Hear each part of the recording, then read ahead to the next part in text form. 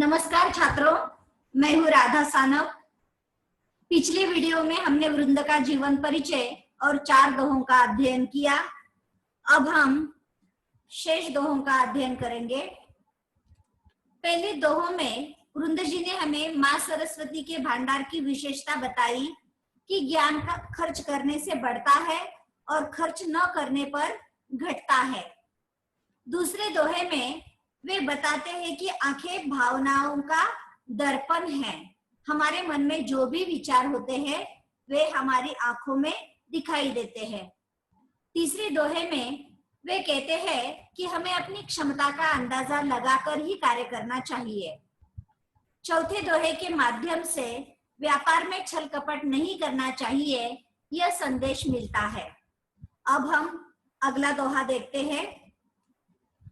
ऊंचे बैठे ना लहे गुण बिन बड़पन कोई, ऊंचे बैठे ना लहे गुण बिन बड़पन कोई, बैठो देवल शिखर पर वायस गरुड़ न होई। शब्दार्थ देखते हैं। लह मतलब लेना, बड़पन आदर सम्मान, देवल मंदिर, वायस कौवा। जिस प्रकार मंदिर के ऊंचे शिखर पर बैठा हुआ कौवा गरुड़ नहीं बन सकता, उस प्रकार गुणहीन व्यक्ति कोई उच्च पद पाने पर सम्मान नहीं पा सकता। गरुड़ के पंखों में वह खासियत है कि वह आकाश में ऊंची उड़ान भर सकता है। उसका अनुकरण करके कौवा मंदिर के शिखर पर बैठ सकता है, आकाश में ऊंची उड़ान नहीं भर सकता। मंदिर के शिखर पर बैठने से गरुड़ की विशेषताएं कौवे में नहीं आएगी। बड़प्पन पाने के लिए मनुष्य में गुण होना जरूरी है। यही बात कवि बिहारी अपने दोहे में कहते हैं। गुनी गुनी सबके कहे निगुनी गुनी न हो तू, सुनो कहू तरु अरकते अरक समानु उदतु। जिस प्रकार गुनी गुनी कहने से कोई गुणवान नहीं बनता, उस प्रकार अर्क नाम होने से अर्क का पेड़ सूर्य के समान तेजस्वी नहीं होता। यही बात यहाँ वृंद जी हमें कहते हैं। कोई भी व्यक्ति अपने गुणों से संसार में महान बनती है, उच्च पद प्राप्त करती है, आदर का पात्र बन जाती है। गुणों की वजह से ही व्यक्ति समाज में सम्मान पाती है। गुणहीन व्यक्ति कितनी भी कोशिश करे, गुणवान होने का दिखावा करे, उसे वह सम्मान नहीं मिलता जो गुणवान व्यक्ति को मिलता है। ऊंचा पद, ऊंचा ओहदा हासिल करने के लिए कठिन परिश्रम करना पड़ता है, तभी सम्मान मिलता है। गुणहीन व्यक्ति छल कपट करके, चाटुकारिता करके ऊंचा पद हासिल कर भी लेगा तो भी उसे वह सम्मान नहीं मिलेगा जो गुणवान व्यक्ति को मिलता है। मतलब जिस प्रकार कौवा गरुड़ की बराबरी नहीं कर सकता, गरुड़ के समान सम्मान नहीं पा सकता, उस प्रकार गुणहीन व्यक्ति को सम्मान नहीं मिलता। अब हम अगला दोहा देखते हैं। उद्यम कबहू न छांडिए पर आशा के मोद, उद्यम कबहू न छांडिए पर आशा के मोद, गागरी कैसे फोरिए उनयो देखी पयोद। शब्दार्थ देखते हैं। छांडिए मतलब छोड़िए, मोद आनंद खुशी, गागरी घड़ा गागर, पयोद मतलब बादल।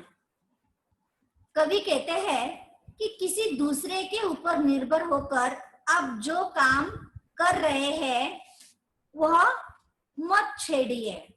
मतलब दूसरे पर निर्भर होकर हमें कोई भी काम नहीं करना है, तो अपने बलबूते पर कोई भी काम करना है। दूसरों के भरोसे पर अगर हम कार्य करते हैं तो कभी कभी वह अधूरा रह जाता है या हमें बीच में ही वह काम छोड़ना पड़ता है। कभी यहाँ उदाहरण देते हैं, गागरी कैसे फोरिए उनयो देखी पयोद। मतलब आसमान में बादल छाए हैं, जोरदार बारिश होगी, चौओर पानी ही पानी होगा, यह सोचकर अगर हम पानी से भरा घड़ा मटका तोड़ देंगे तो यह बुद्धिमानी नहीं होगी। बादल छाए हैं तो बरसात होगी ही, यह सोचना मूर्खता है। बरसात नहीं हुई तो हमारे पास जो पानी था वह भी जाया हो जाएगा। और जिस प्रकार बादल देखकर पानी से भरा घड़ा फोड़ना मूर्खता है, उस प्रकार दूसरों के भरोसे पर कार्य करना या व्यवसाय छोड़ना बुद्धिमानी नहीं है। हमें आत्मनिर्भर होकर अपने बलबूते पर कोई भी कार्य करना चाहिए, ये इसके माध्यम से कवि कहते हैं। अब हम अगले दोहे की ओर बढ़ते हैं। कछु कही नीच न छेड़िए, भलो न वाको संग। कछु कही नीच न छेड़िए, भलो न वाको संग। पाथर डारे कीच में, उछरी बिगारे अंग। शब्दार्थ देखते हैं। नीच मतलब दुर्जन, असभ्य व्यक्ति। वाको उसका, संग संगति, साथ। पाथर पत्थर, कीच कीचड़, उछरी उछालना। इस दोहे के माध्यम से कवि वृंद बुरी संगति का नतीजा क्या होता है यह हमें बताते हैं। वृंद कहते हैं कि कछु कही नीच न छेड़िए, अर्थात असभ्य या दुर्जन व्यक्ति के साथ बहस नहीं करनी चाहिए। छेड़िए मतलब बहस करना, बहस नहीं करनी चाहिए। और साथ में वो यह भी कहते हैं कि भलो न वाको संग, मतलब उसके साथ रहना भी अच्छा नहीं होगा। यह बात स्पष्ट करने के लिए कभी उदाहरण देते हैं कि अगर हम कीचड़ में पत्थर डालेंगे तो कीचड़ उछलकर हमारे शरीर को, हमारे कपड़ों को गंदा कर देगा, हम गंदगी से बच नहीं पाएंगे। ठीक उस प्रकार बुरे या असभ्य लोगों के साथ हम रहेंगे या उनके साथ किसी बात पर बहस करेंगे तो हम भी बर्बाद हो जाएंगे। इसलिए तो राष्ट्रसंत टुकड़ोजी महाराज कहते हैं, मत मित्र कर लो मूर्ख को, वह भ्रष्ट कर देगा तुम्हें। अपमान होगा हर घड़ी, फिर नष्ट कर देगा तुम्हें। मूर्ख या दुर्जन लोगों से ना तो दोस्ती अच्छी है ना दुश्मनी अच्छी है। ऐसे लोगों से दूर रहना ही बेहतर है। कुसंगति से बचने का संदेश कवि यहाँ इस दोहे के माध्यम से देते हैं। अगला दोहा देखते हैं। जो पावे अति उच्च पद, ताको पतन निदान। जो पावे अति उच्च पद, ताको पतन निदान। जो तपी तपी मध्यान्ह लो, अस्तु होतु है भान। पावे मतलब प्राप्त करना, ताको उसको, पतन विनाश, निदान लक्षण, भान मतलब सूर्य, भानु।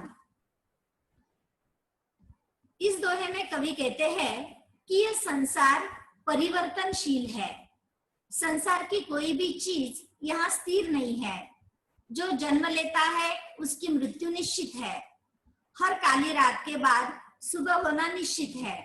कवि कहते हैं, जो पावे अति उच्च पद, ताको पतन निदान, अर्थात जो उच्च पद, बड़ा ओहदा प्राप्त करता है उसे कभी न कभी उससे दूर होना ही पड़ता है। कितना ही बड़ा पद क्यों न हो, रिटायर्ड तो होना ही पड़ता है। वह पद कायम नहीं रह पाता। जिस प्रकार सूर्योदय के बाद दोपहर होती है, मध्याह्न मतलब दोपहर होती है, और दोपहर को भान मतलब सूर्य, उसकी किरणें, उसकी लौ बहुत ही तपती है। जलाने वाली तेज किरणों से सूर्य सर्वोच्च स्थान पर आ जाता है। मध्याह्न मतलब सूर्य का सर्वोच्च स्थान। लेकिन वह स्थान भी हमेशा टिकता है क्या? नहीं, धीरे धीरे सूर्यास्त हो जाता है, सूरज की तपन नष्ट हो जाती है और रात होते ही सूरज का साम्राज्य खत्म हो जाता है। सूरज का भी अस्त होता है तो सामान्य मनुष्य का पद, अधिकार, ओहदा कहाँ रहेगा? कहते हैं कि अंग्रेजों का साम्राज्य, उस पर कभी भी सूर्यास्त नहीं होता था, लेकिन वह भी हमेशा के लिए नहीं टिक पाया। संसार की हर चीज नश्वर है तो उन पर घमंड क्यों करें?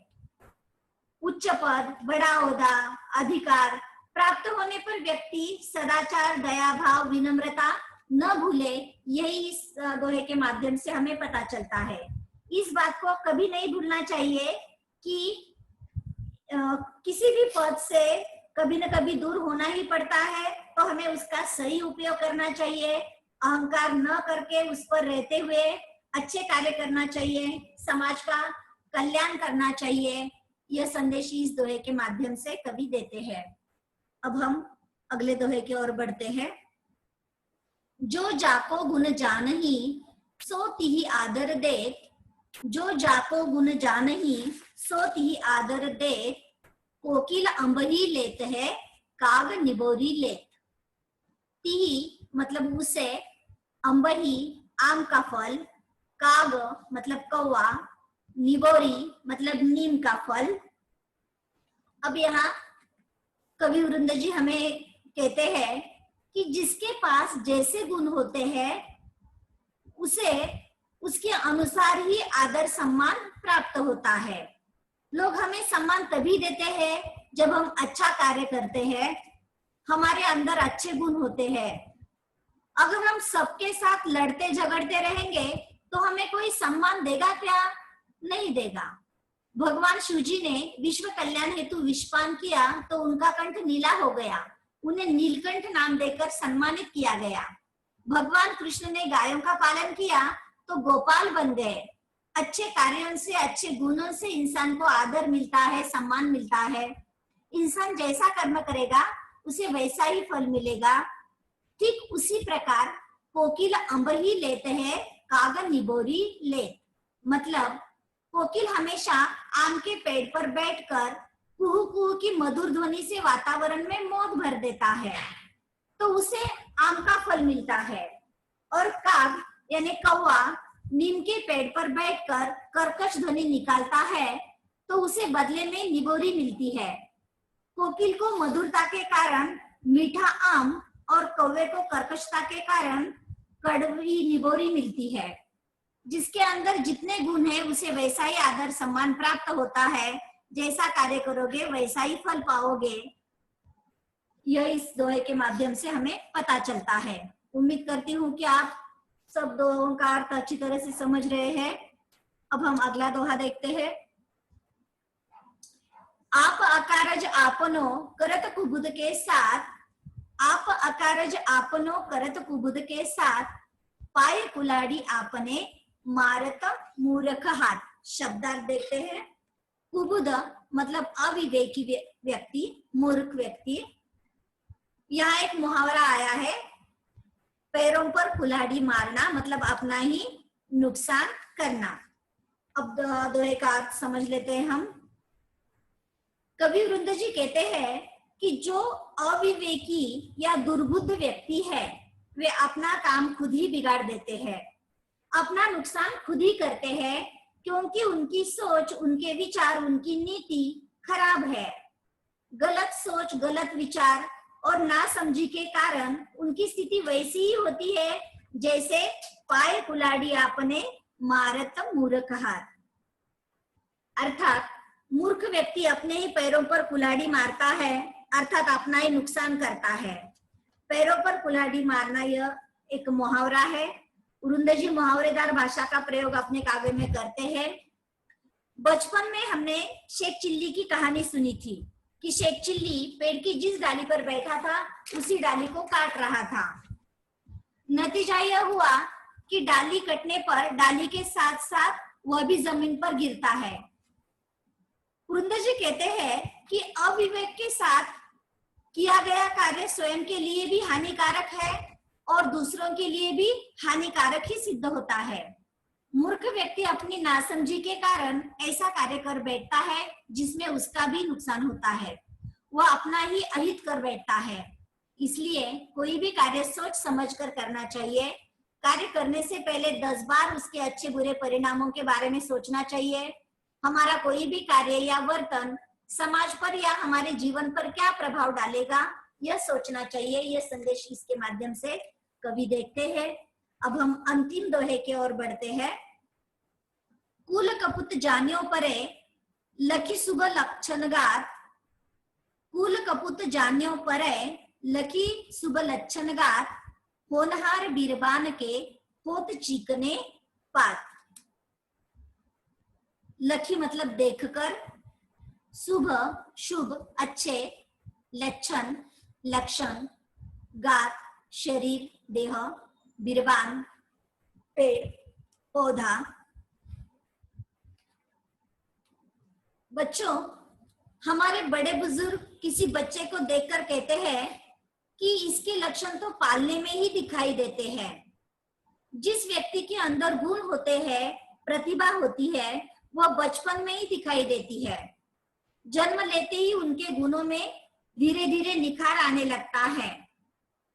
बच्चों के लक्षण देखकर ही उसके अच्छे बुरे होने का पता चल जाता है, उसके भविष्य का अंदाजा लग जाता है कि आगे चलकर वह किस प्रकार कार्य करेगा, देश का, कुल का नाम रोशन करेगा और प्रगति के राह पर बढ़ेगा। ठीक उसी प्रकार होनहार बिरबान के होत चिकने पर, मतलब कवि कहते हैं कि उत्तम बीज के पौधों के पात मतलब पत्ते चिकने और स्वस्थ होते हैं। उसके कोमल चिकने पत्ते देखकर ही हम अनुमान लगाते हैं कि यह पौधा आगे चलकर बड़ा वृक्ष बनेगा और उत्तम दर्जे के फूल फल देगा।